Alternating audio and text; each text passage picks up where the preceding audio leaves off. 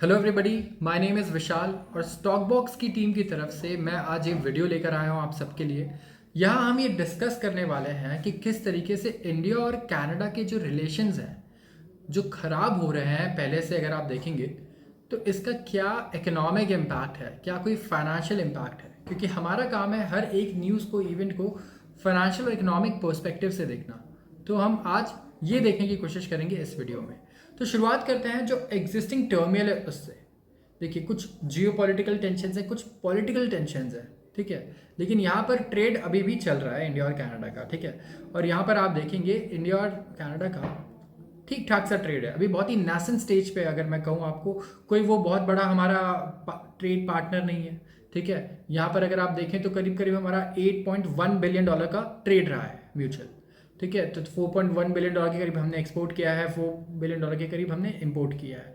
ज़्यादातर हम उनसे नेचुरल रिसोर्सेज हैं, जैसे कि एनर्जी हम इनसे इंपोर्ट करते हैं, और उसी तरीके से वो हमसे क्या लेते हैं, वो इंपोर्ट करते हैं टेक्सटाइल्स और इस तरीके की चीज़ें, ठीक है। इंजीनियरिंग गुड्स लेते हैं।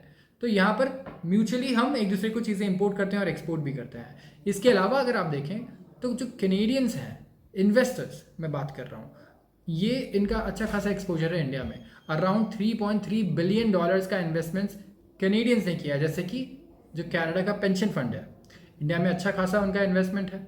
अगर आप एफ और एफ की लिस्ट में देखिए तो इनका नाम हमेशा रहता है। तो इनका काफ़ी इंटरेस्ट है इंडियन कंपनीज में। तो आप ये देखें कि करीब करीब 600 कैनेडियन कंपनीज ऑलरेडी इंडिया में हैं और 1000 कंपनीज ऑलरेडी लाइंड अप हैं इंडिया में ऑपरेशन शुरू करने के लिए। तो बिजनेसेस जो है कनाडा के, वो लव करते हैं इंडिया को, और इंडिया से हर साल कितने सारे लोग कनाडा जाते हैं पढ़ाई करने। तो जो इंडिया के भी जो लोग हैं वो लव करते हैं कनाडा जाकर पढ़ना या काम करना, और वहाँ के बिजनेसेस लव करते हैं इंडियन कंपनीज को, राइट, और इंडियन वर्कफोर्स को।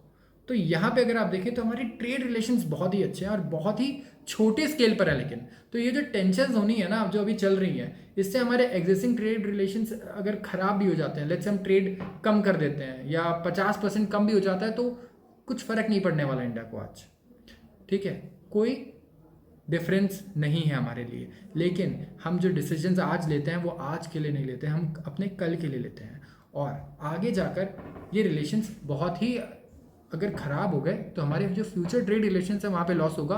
और यहाँ पर एक चीज़ आप ध्यान में रखिए, एक वक्त पे चाइना के साथ भी हमारे कोई बहुत बड़े ट्रेड्स नहीं थे, राइट, यूएस के साथ भी नहीं थे। तो वैसे ही कनाडा के साथ आज बहुत ज़्यादा ट्रेड्स नहीं है, लेकिन आगे वो पोटेंशियली बहुत अच्छा ट्रेड पार्टनर बन सकता है। मैं बताता हूँ क्यों। क्योंकि इंडिया इस वक्त चाइना को रिप्लेस कर रहा है ग्लोबली, पूरी दुनिया में। अगर आप देखें, हम एक एक्सपोर्ट हब बनना चाहते हैं, हम हमारे गुड्स, हमारे सर्विसेज हर एक कंट्री को देना चाहते हैं। तो कनाडा भी उन फ्यूचर पोटेंशियल पार्टनर्स में से एक है जिसे हम हमारे सर्विसेज और गुड्स एक्सपोर्ट करेंगे, ठीक है। तो ये इम्पॉर्टेंट है हमारे लिए कि हम इस पर्सपेक्टिव को भी ध्यान में रखें, ठीक है। और यहाँ पर देखें कि हम जो भी एक्शंस अभी ले रहे हैं, या कैनेडियन गवर्नमेंट जो भी एक्शंस ले रही है, उससे कहीं जो हमारे आम नागरिक हैं दोनों, उनका लॉस तो नहीं हो रहा है, जो हमारे नॉर्मल बिजनेसेस हैं उनका लॉस तो नहीं हो रहा है। क्योंकि इससे खाली इंडिया का कोई फ़ायदा नहीं है, ऐसा नहीं है। अब देखिए कि इससे होगा क्या, ये एक चेन रिएक्शन है। जो कनाडा के फंड्स और इन्वेस्टर्स हैं वो इंडिया में इन्वेस्ट करते हैं इंडियन कंपनीज में। इंडियन कंपनीज के लिए कैनेडियंस बहुत ही अच्छे कस्टमर्स हैं। क्यों? क्योंकि वेस्टर्न नेशंस में जो लोग हैं इनके पास डिस्पोजेबल इनकम बहुत अच्छी है, ये काफ़ी पैसा खर्च करते हैं, इनके पास सेविंग्स अच्छी है। तो हम चीज़ें उन्हें एक्सपोर्ट करेंगे, वो हमारे कस्टमर्स हैं, राइट, हमें प्रॉफिट मिलेगा। अब हमारी कंपनी में किसका पैसा लगा है? कैनेडियन इन्वेस्टर्स का भी पैसा लगा है, वहाँ के पेंशन फंड्स का भी पैसा लगा है। तो वो उस प्रॉफिट में से भी हिस्सा लेंगे। तो दोनों को म्यूचुअल फ़ायदा होगा, जो दोनों के लोग हैं, राइट, दोनों सिटीजन्स हैं। सिटीजन्स मतलब मेरा सिर्फ ह्यूमन बींग से मतलब नहीं है, बिजनेसेस से भी है, कॉर्पोरेट सिटीजन्स है, राइट। तो ये चीज़ें आपको ज़रूर ध्यान रखना चाहिए अगर आप एनालाइज करने बैठते हैं इस वक्त ट्रेड को, ठीक है। और इस तरीके से सोचना चाहिए कि क्या इकोनॉमिक इम्पैक्ट आज हो सकता है बहुत ख़राब? बिल्कुल नहीं। इतना कोई बड़ा इकोनॉमिक आप कह सकते हैं हमारा कोई ट्रेड है ही नहीं इस वक्त कनाडा के साथ। फ्यूचर में बहुत बड़ा हो सकता है और वो ख़राब नहीं होना चाहिए। तो इस बात का हमें थोड़ा ध्यान रखना चाहिए। और मुझे ऐसा लगता है क्योंकि ये हमारे ऐसे रिलेशंस ख़राब होते रहे कई सारी कंट्रीज़ के साथ, लेकिन अभी तक हम हमेशा इसे इम्प्रूव करते आए हैं, ये हमेशा बेटर हो जाता है कहीं ना कहीं। और वहाँ पे भी सरकारें बदलेंगी, राइट, कभी कोई और प्राइम मिनिस्टर होगा, कभी और पार्टी होगी, तो रिलेशंस में आगे उतार चढ़ाव हमेशा आते ही रहेंगे।